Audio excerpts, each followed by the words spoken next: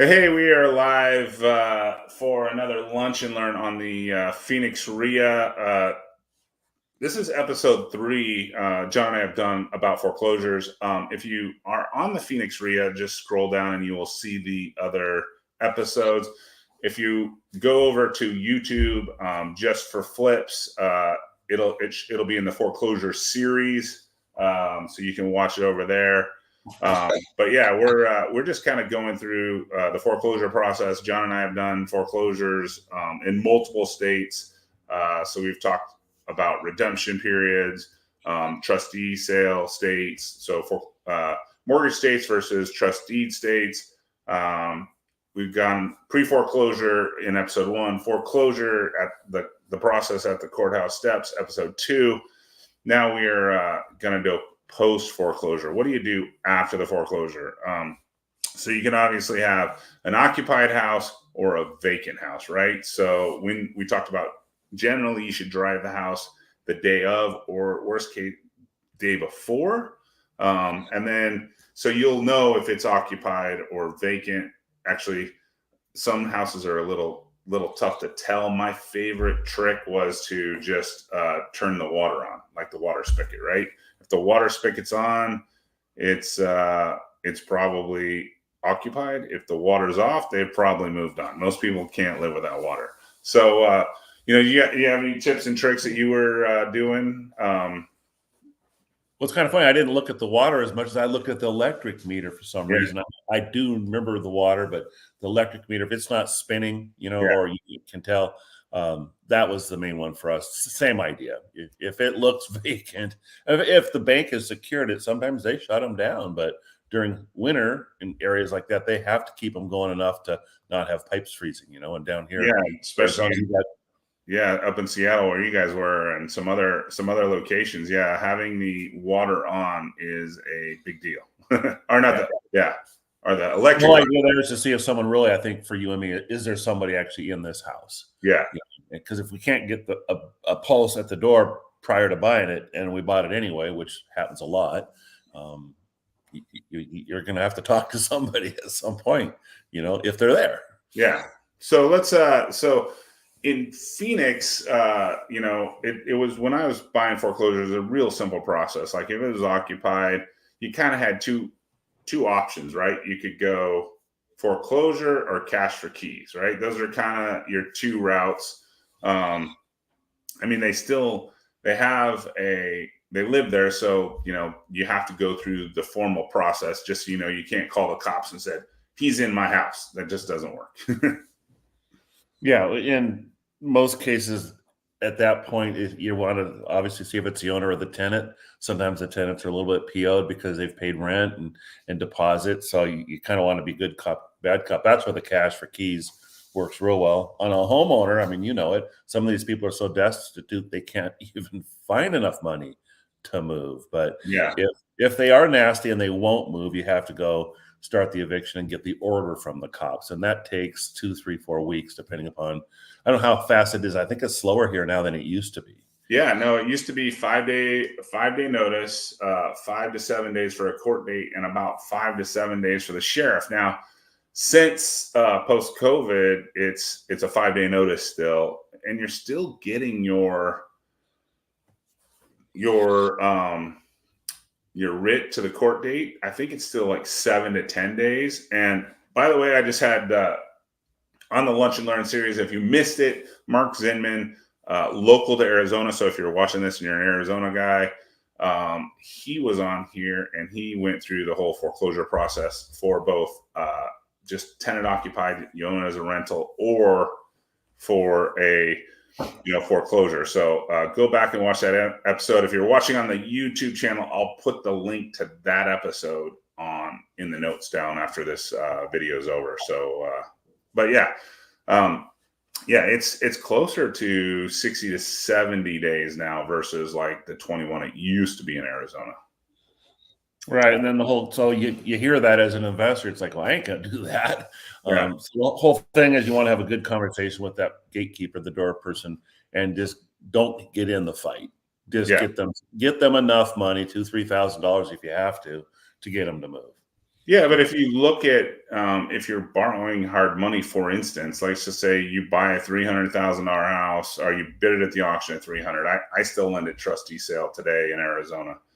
I'd probably lend you, 85% on your bid price. So 300 grand, I'd probably give you 265.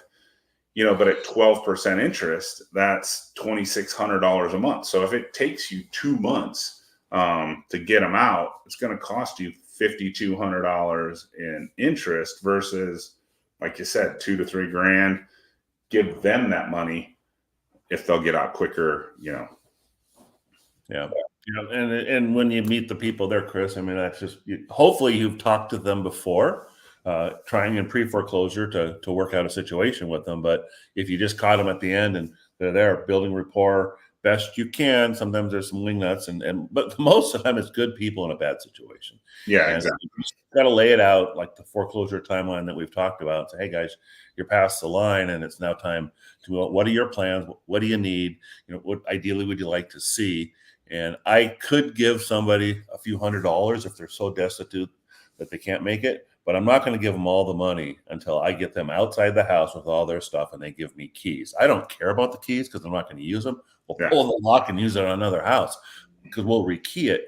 But you just want to get them moving. If there's movement, great. They might need your help. They might need a truck. They might need one of your contractors. So you're kind of trying to be the good guy at the bad guy in bad guy's shoes because you're moving them on. Yeah. So the cash for keys is definitely, everybody's like, oh, $2,000 or $3,000 in your pocket. I'm like, yeah, but your time spent and your hard money costs and all that, just get them out and get the rehabbers going on the process. Time is money, right? So it is. And when you're bidding on foreclosures at the auction, if it's vacant, I don't put as much takeover time as I would if it's occupied. Now, knowing what you just said about Arizona, I'd have to pad this with a couple months worth of possible carrying costs, just knowing that. And if I didn't have to pay the money, then I got a little bit more surplus to fix the house and turn it quicker.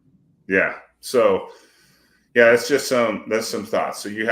So post auction, you have obviously you pay for the house. You have, is it occupied? Is it vacant? Another thing you want to do is you got to get insurance on the property. Obviously, you can't go to like the normal carriers. They don't like, you can't put it as like a rental agreement or a rental house. You got to just say, hey, this is a distressed house. I go to a special company for those. It's a little bit more expensive, yes, but you don't have any. You need some kind of coverage. So I just, it's just kind of like it basically only really covers fire. So. Yeah, you're not going to get the vandalism. If you're going to keep the property as a rental, then you might be able to pull that one and put it in your renter insurance portfolio. If you are, you just happen to acquire it.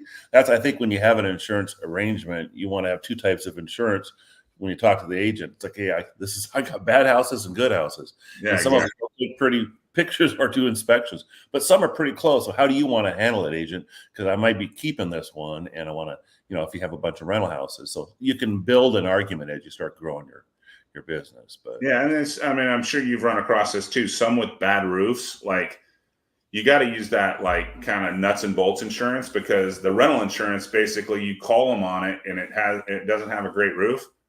They sometimes just flat decline you because they're like, the roof doesn't work for us. So like, that's why you kind of got to use that kind of quick insurance that I call, and then you get it on there, you get the property repaired, then you can move it over to that rental insurance. So right.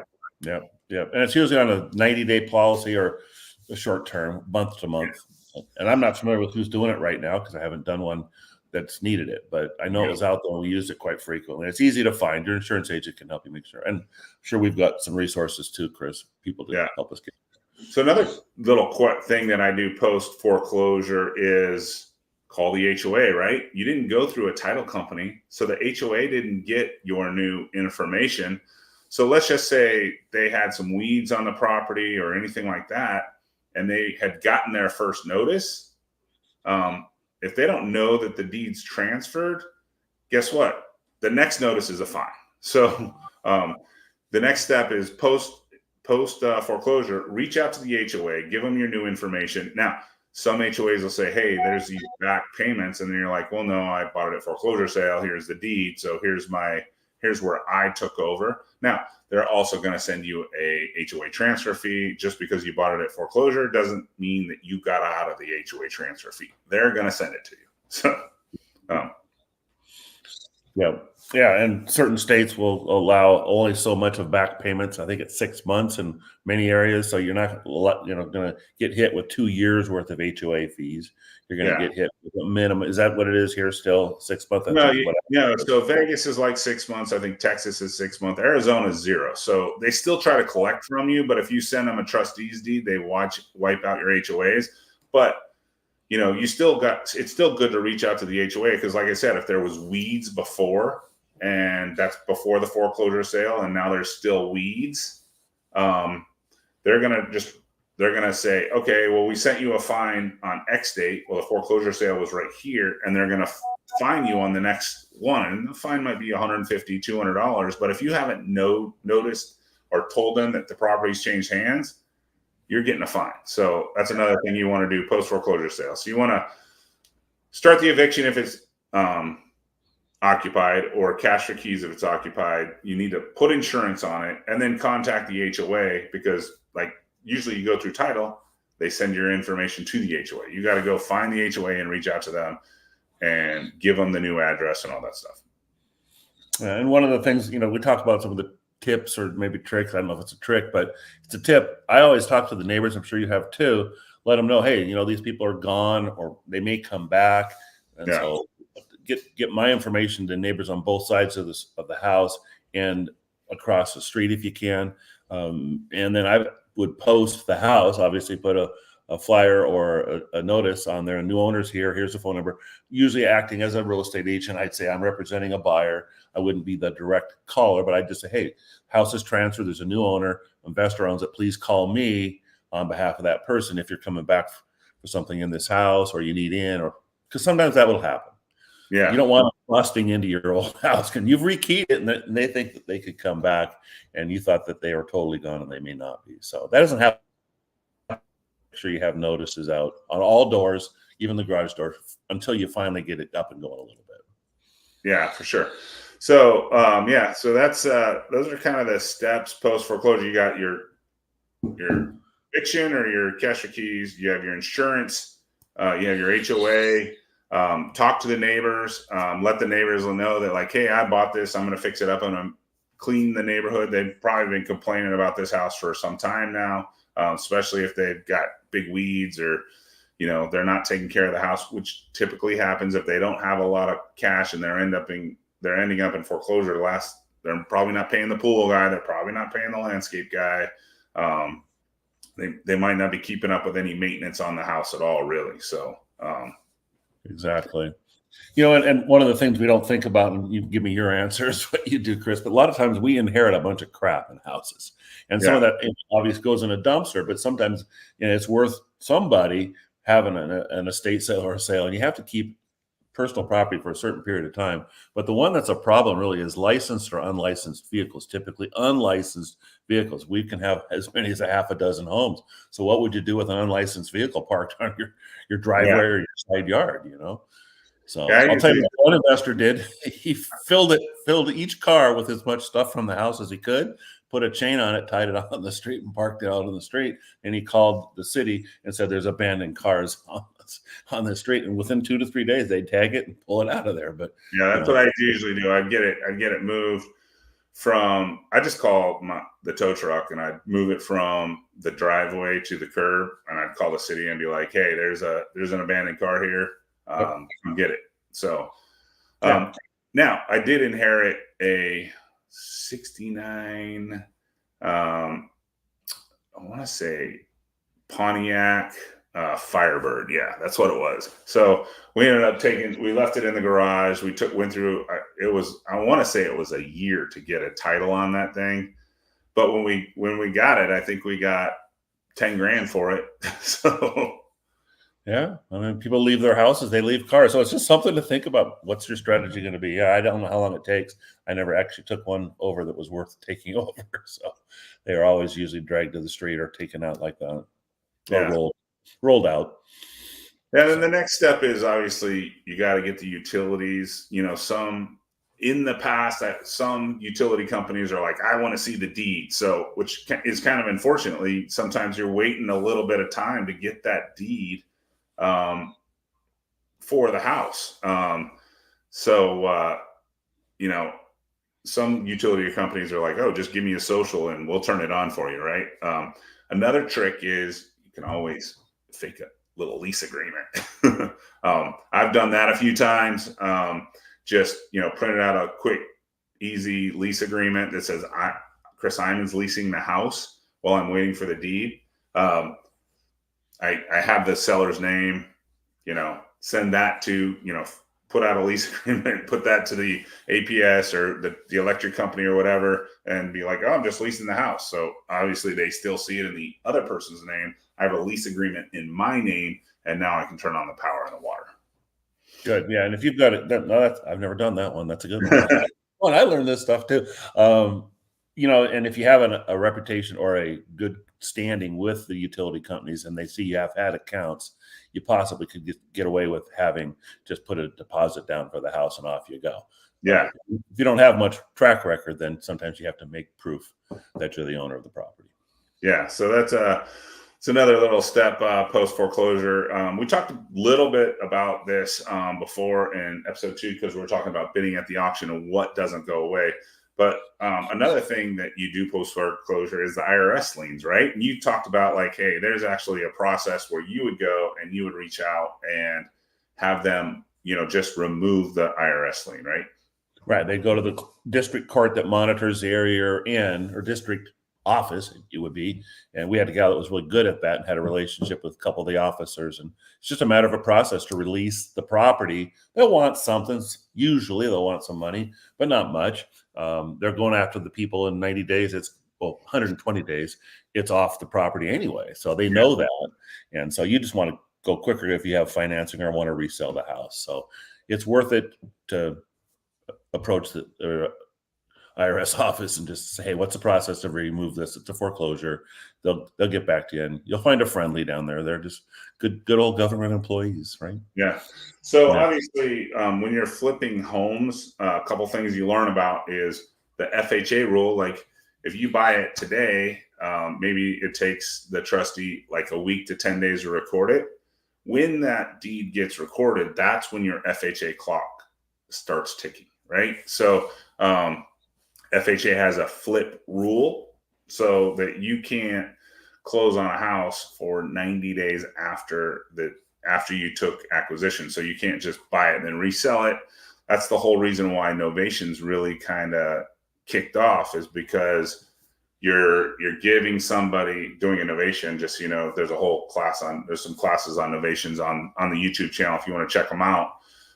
But getting innovation, when you're going direct to seller, if you acquire it and then want to flip it, you got to wait the 90 days too. So when you're doing innovation, you put it under contract with the seller, and now they can sell it in 30 days or 15 days, but you're not changing that title. So same thing, when you take that trustee's deed, 2 clocks start ticking. Your FHA rule starts ticking, and your IRS lien rule, if there was one, starts ticking. So FHA being 90 days, IRS lien being 120 days.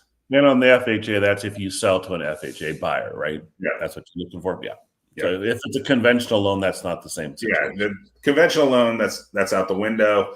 But a lot of buyers or FHA buyers are using those government programs to buy houses. So so that's kind of what we do post foreclosure. Any other items that you can think of that people might need to do? From the standpoint of the house, I think we've handled it pretty well, but we're all into trying to find more leads and acquisitions. So I always have felt that a house can have babies and cause another one. So you're looked upon usually pretty kindly as a buyer on a house that's, bad news, like grows and weeds. So I just get the word out around the block that you're buying homes and taking over properties. And so, and if you're a real estate agent, you can list homes or buy homes. But as an investor, you want to let them know what's happening and show up before you want to act like a real estate agent. Here's what it looked like before. Here's what it looks like after. And you very likely can find every house or two another lead that could come your way.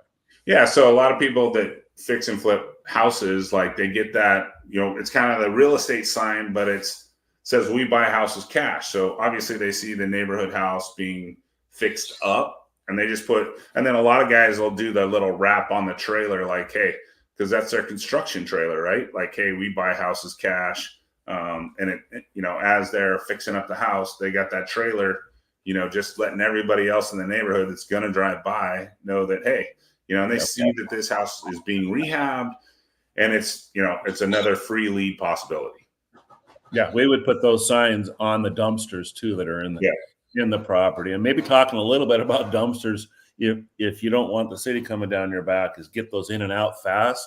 Not that we're avoiding getting permits, because we're not, but in cases where they want to come in and really see what's going on more than you want them to, and just get there. Who knows? So you plan it, and then you order that dumpster. It gets filled and removed and replaced. It's not there for weeks. You're not trying to get a long-term rent on a dumpster. So, and putting signs on those is great, because that's where everybody's eyes go. Yeah, it's a big billboard for sure. Yeah, and if you forget to take it off, it goes down the road saying we buy houses or whatever with your stuff on it, and that's happened a few times where our signs have driven away. But oh well. Cool. Well, thanks. I think that covers most of the post foreclosure. Thanks for jumping on. So if you missed episode 1, it's on the YouTube channel. We talked about pre-foreclosure. Episode 2 was kind of at the foreclosure. Episode 3, this one was kind of post foreclosure, all the things you need to do. And then I think John and I are going to go drive some houses one day, and that'll be. We're going we talked about it. Yeah, we've talked about it. We got to go out there and see if we can get a pulse from behind the door, something like that. Exactly, and then we'll do one more. I'm going to do one more on excess proceeds. Have you done any excess proceeds, John? I've done it twice. I've done with 2 different people. Okay. Yeah, we'll jump on it. We'll talk about some excess proceeds as well. So then you'll have kind of everything you need to know about the foreclosure process and everything. But you missed any of them, go check on the YouTube channel, or if you're on the Facebook group, scroll down below. These are just part of the Lunch and Learn series that are on there. We've done I need to do subject to and short-term rentals, and that's coming soon. So. Good stuff, Chris. Really enjoy it. And I learned something on these too, so that's always fun. All right. See you, John. All right, guys. Thank you. Bye.